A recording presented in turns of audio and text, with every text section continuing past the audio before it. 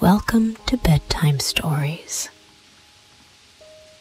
Join us as we delve into this charming tale, where the quest for the beautiful bell leads to unexpected encounters, heartfelt moments, and the realization that sometimes the most profound melodies come from the simplest of places.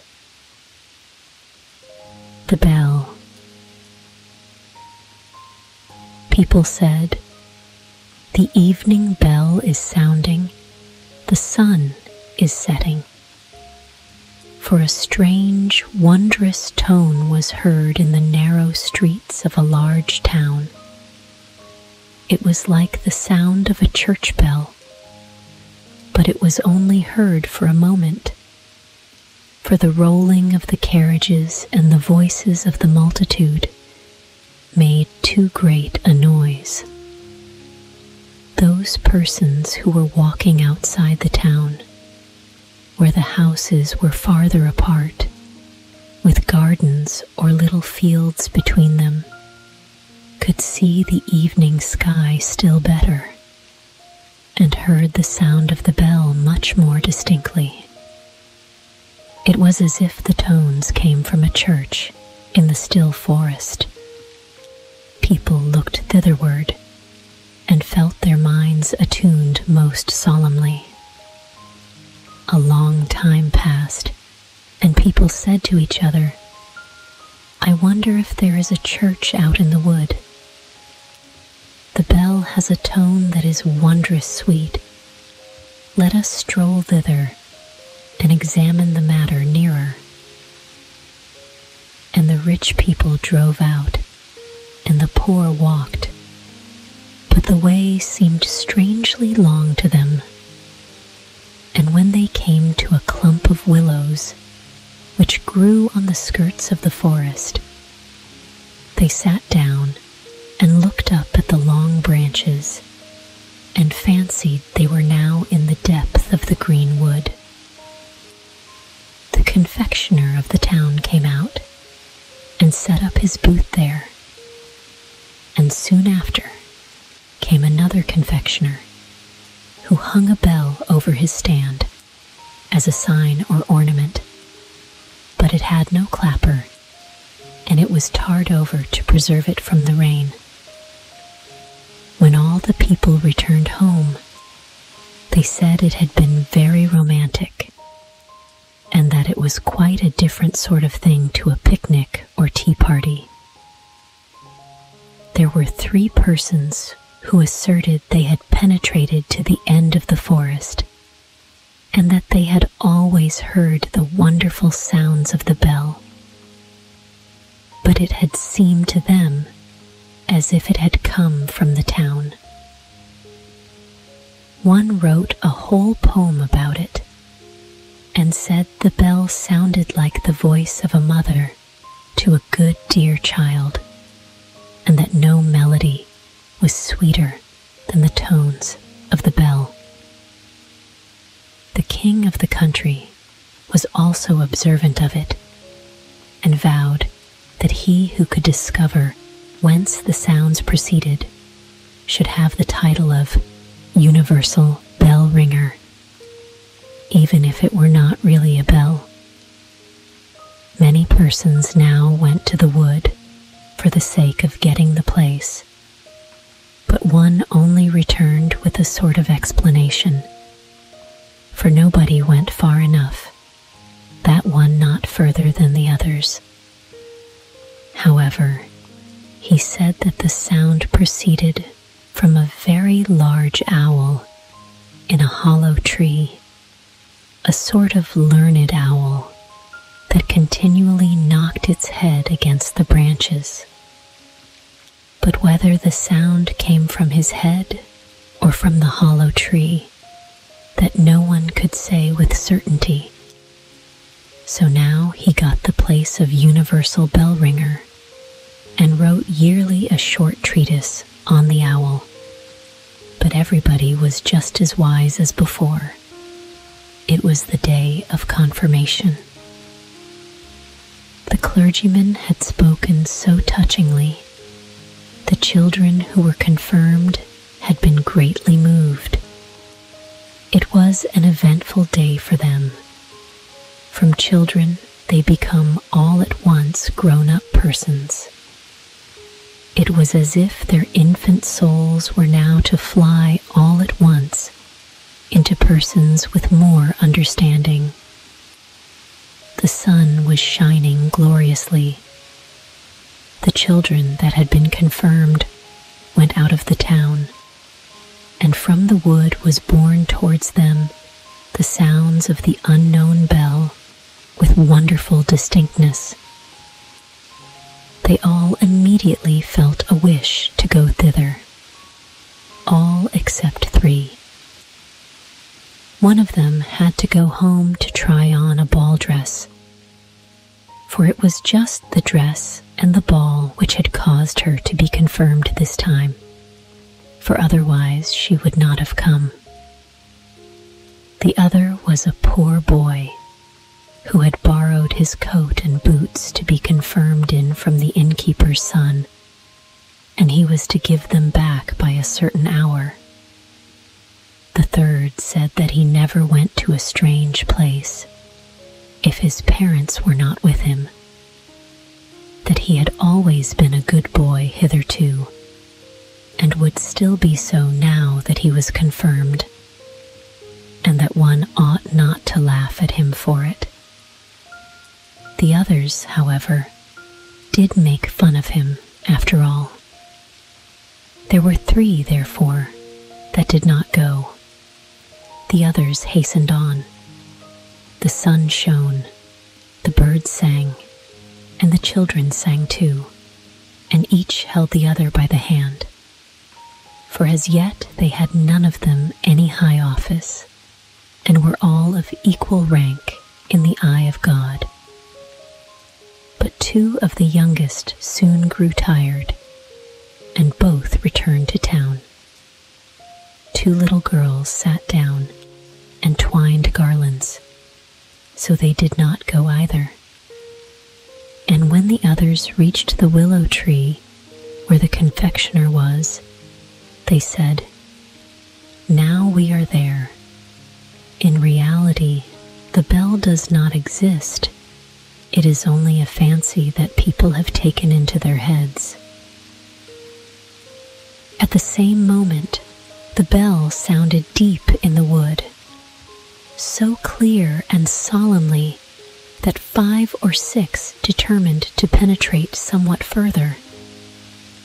It was so thick and the foliage so dense that it was quite fatiguing to proceed.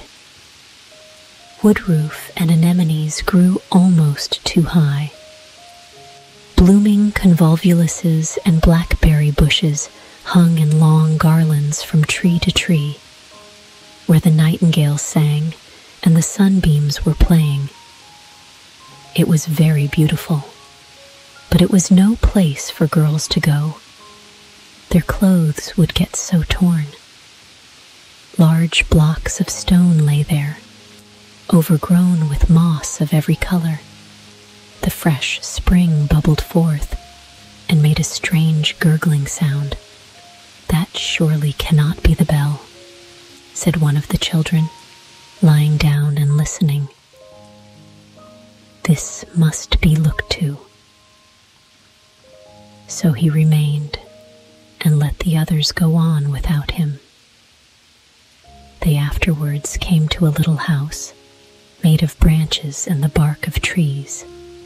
A large wild apple tree bent over it, as if it would shower down all its blessings on the roof where roses were blooming. The long stems twined round the gable, on which there hung a small bell. Was it that which people had heard? Yes, everybody was unanimous on the subject, except one, who said that the bell was too small and too fine to be heard at so great a distance, and besides, it was very different tones to those that could move a human heart in such a manner. It was a king's son who spoke, whereon the others said, "Such people always want to be wiser than everybody else." They now let him go on alone, and as he went, his breast was filled more and more with the forest solitude. But he still heard the little bell with which the others were so satisfied. And now and then, when the wind blew, he could also hear the people singing who were sitting at tea where the confectioner had his tent. But the deep sound of the bell rose louder. It was almost as if an organ were accompanying it, and the tones came from the left hand, the side where the heart is placed. A rustling was heard in the bushes, and a little boy stood before the king's son, a boy in wooden shoes, and with so short a jacket that one could see what long wrists he had. Both knew each other. The boy was that one among the children who could not come because he had to go home and return his jacket and boots to the innkeeper's son. This he had done, and was now going on in wooden shoes and in his humble dress, for the bell sounded with so deep a tone and with such strange power that proceed he must. "Why then, we can go together," said the king's son. But the poor child that had been confirmed was quite ashamed. He looked at his wooden shoes, pulled at the short sleeves of his jacket, and said that he was afraid he could not walk so fast. Besides, he thought that the bell must be looked for to the right, for that was the place where all sorts of beautiful things were to be found. "But there we shall not meet," said the king's son, nodding at the same time to the poor boy, who went into the darkest, thickest part of the wood, where thorns tore his humble dress and scratched his face and hands and feet till they bled. The king's son got some scratches too, but the sun shone on his path, and it is him that we will follow, for he was an excellent and resolute youth. "I must and will find the bell," said he, "even if I am obliged to go to the end of the world." The ugly apes sat upon the trees and grinned. "Shall we thrash him?" said they. "Shall we thrash him? He is the son of a king." But on he went without being disheartened, deeper and deeper into the wood, where the most wonderful flowers were growing. There stood white lilies with blood-red stamina, sky-blue tulips, which shone as they waved in the winds, and apple trees, the apples of which looked exactly like large soap bubbles. So only think how the trees must have sparkled in the sunshine. Around the nicest green meads, where the deer were playing in the grass, grew magnificent oaks and beeches, and if the bark of one of the trees was cracked, their grass and long creeping plants grew in the crevices. And there were large calm lakes there too, in which white swans were swimming and beat the air with their wings. The king's son often stood still and listened. He thought the bell sounded from the depths of these still lakes, but then he remarked again that the tone proceeded not from there, but farther off, from out the depths of the forest. The sun now set. The atmosphere glowed like fire. It was still in the woods, so very still he fell on his knees, sung his evening hymn, and said, "I cannot find what I seek. The sun is going down, and night is coming, the dark, dark night. Yet perhaps I may be able once more to see the round red sun before he entirely disappears. I will climb up yonder rock." And he seized hold of the creeping plants and the roots of trees, climbed up the moist stones where the water snakes were writhing and the toads were croaking. And he gained the summit before the sun had quite gone down. How magnificent was the sight from this height! The sea, the great, the glorious sea that dashed its long waves against the coast, was stretched out before him. And yonder, where sea and sky meet, stood the sun, like a large shining altar, all melted together in the most glowing colors. And the wood and the sea sang a song of rejoicing, and his heart sang with the rest. All nature was a vast holy church, in which the trees and the buoyant clouds were the pillars, flowers and grass, the velvet carpeting, and heaven itself, the large cupola. The red colors above faded away as the sun vanished, but 1,000,000 stars were lighted, 1,000,000 lamps shone, and the king's son spread out his arms towards heaven and wood and sea, when at the same moment, coming by a path to the right, appeared, in his wooden shoes and jacket, the poor boy who had been confirmed with him.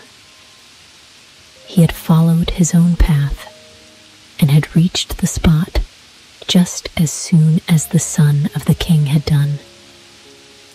They ran towards each other and stood together hand in hand in the vast church of nature and of poetry, while over them sounded the invisible holy bell. Blessed spirits floated around them and lifted up their voices in a rejoicing hallelujah. Rest well and wake up refreshed for a brand new day. Good night and sweet dreams.